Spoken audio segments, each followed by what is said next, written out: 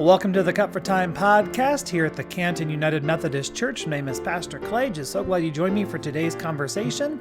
This Sunday, we continued our message series about the experiences of Christmas, how we experience Christmas and Advent through our sight, through our taste, through our feel, through our touch, through all of the things, through all of our senses. And this week, we're focusing specifically on things that taste different during the holidays. And so you're going to be hearing my friends talk about just different treats and different meals that they enjoy with family and friends and loved ones. And just so glad you're here for this episode. And now, as always, let's get into it.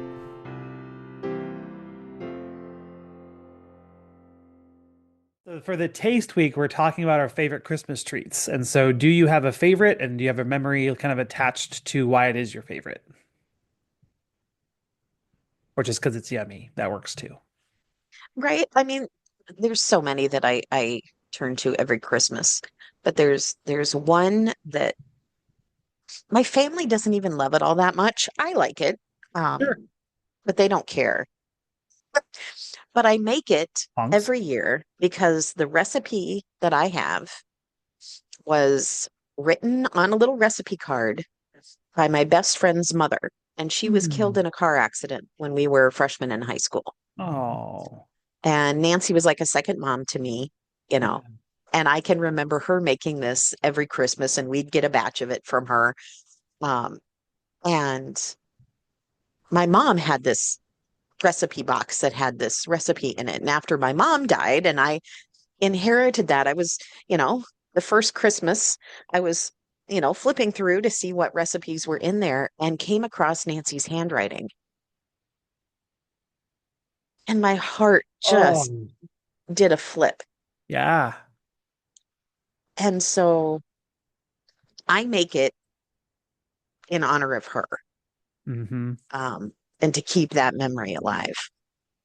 Yeah. And it's called mishmash, and it's this ungodly concoction of peanut butter and almond bark and marshmallows and Rice Krispies and dry roasted peanuts, and you melt all the goo together and stir it all and just dump it, on in blobs. And my I probably shouldn't say this on your podcast, but my kids call it the poo candy because it's sort of that yellowy brown kind of color from the peanut butter, and it's in these little odd shapes. And That's I promise it awesome. tastes much better than what I imagine Oh its yeah. namesake to taste like. Absolutely. Yes. Yeah. Yeah. Mishmash is probably a better word for it, but sometimes But it I is have what it three is. boys, and you've met them. Correct. Yes. Yes. I Uh-huh. can This absolutely surprises no hear. one. Not at all. Not even a little bit. From any one of the three. Pick one, not surprised at all. Hmm. Hmm. Yeah. That's awesome. Nice.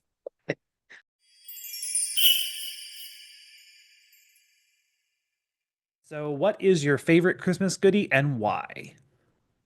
Oh, eggnog pie. I Ooh. love eggnog. My mom and grandma used to make this eggnog pie.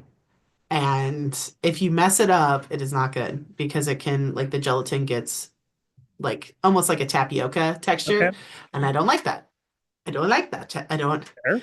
But otherwise, it should be like a pudding, like a silk pudding. And it Ooh. is with some fresh whipped cream on top. It is delicious. Um, I miss it. I have the recipe. It is just very intimidating to make. So Sounds we like made it it. once in seminary. I had some friends who had some skills in that way, and we made it. And we called like anyone that was in the apartments, like, hey, who wants pie? And they came on over, and it was awesome. That's awesome. So eggnog pie. There's other things like chocolate crinkle cookies, but Hmm. other people make that. I think eggnog pie was specific to our household growing up. Right. So yeah, Cool. that's going to be my one answer. We Nice. also used to do tri-tip on Christmas Eve. Ooh. Yeah. That's Because not, really hard to do well. oh, they wrapped it, he'd season it, wrap it in foil, and let it just slow cook on the grill. Mm. Okay. Yeah. I'm intimidated by tri-tip, so Oh, I'll give you my brother's phone number and he'll tell you how to cook it. He'll tell you Santa Maria style too. Because what's funny is tri-tip in certain areas is like trash uh-huh. versus in California and some of the places we went to, that is the prime rib. Like it is Sure. the so I never understood it, but Yeah. yeah, it was delicious.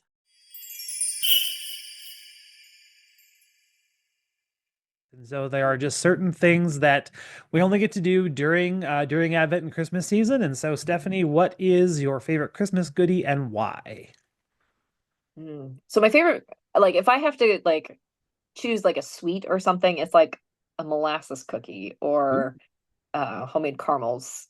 Mm-hmm. Depends on where you're from. Right. That is like my sweets, but when I think of Christmas and taste, I think of my brother and I call them turkey burritos.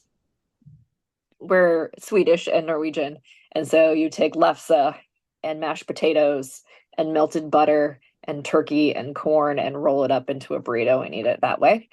And that to me tastes like Christmas.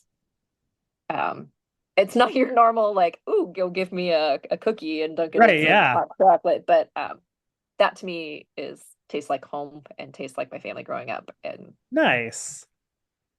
lefse Turkey, turkey lefse, burritos. burritos. Mhm. Nice. Very Yeah, cool. not yeah. So like people love the cinnamon sugar and butter on Mhm. lefse. This is like Right. a hearty Right. hearty lefse. Hearty lefse, as only a North Dakotan could. So, yeah. Oh, don't you know? Oh, sure. It's hard with my New York accent now. Oh yeah, don't you know? There we go. She brought it back.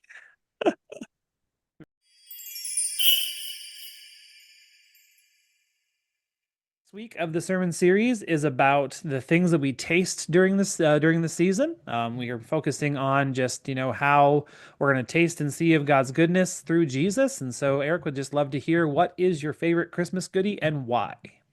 Favorite Christmas goodie would be Grandma Stearns' sugar cookies. Mm, Um, they're light and crispy and not dense and hard like so many other sugar cookies out there. right. They don't taste like Walmart cookies. Mm, Um, no, they were fantastic. But honestly, it doesn't matter about the cookie, right? right. It was because they were grandma's. And Absolutely. Yeah. grandma's whatever, doesn't matter what it is, will always have a different flavor, a different feel to them than any other thing. Hmm. So those are pretty special. We used to get together. She would get my two of my cousins from Madison, and then me and my three brothers together one Saturday, and we get to make them with Nice. grandma at her house and stuff. So it was always very cool. Yeah, Jenna started to make them now, and so my kids are making them, so it's fun. that's cool. But That's just a yep, so great. that's an easy one. That's definitely my favorite. Nice. That's We awesome. would get a giant 9 by 13 Tupperware of them, and we would just destroy them in about 6 hours. So it was good stuff. That's awesome. Then we wanted to puke later, but that's fine. Hey, it's all good. It's all good. Yeah. Nice.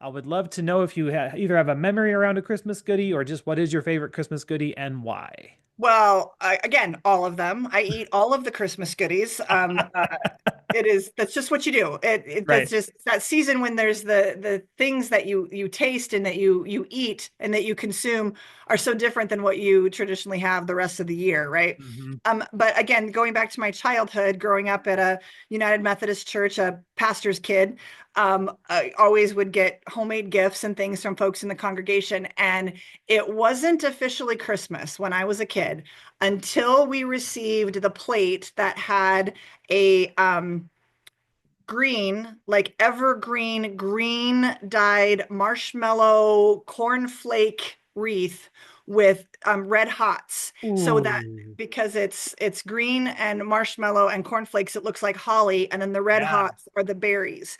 And there was a woman in the church who would make one for my dad every year, and it wasn't Christmas until that thing had come to our home, and it would be devoured in moments. Like, it was my sister and I's favorite treat. And so much green food coloring that our faces were actually, and our fingers were actually green from the food coloring. You know, it looks terrible, but it is my absolute favorite Christmas treat. I have yet to be able to replicate it. I tried one time and it was an absolute disaster. Oh It would have no. been it would have been a Pinterest fail, so I haven't tried again.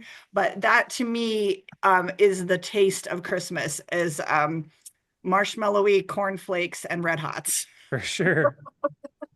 That's awesome. Yeah.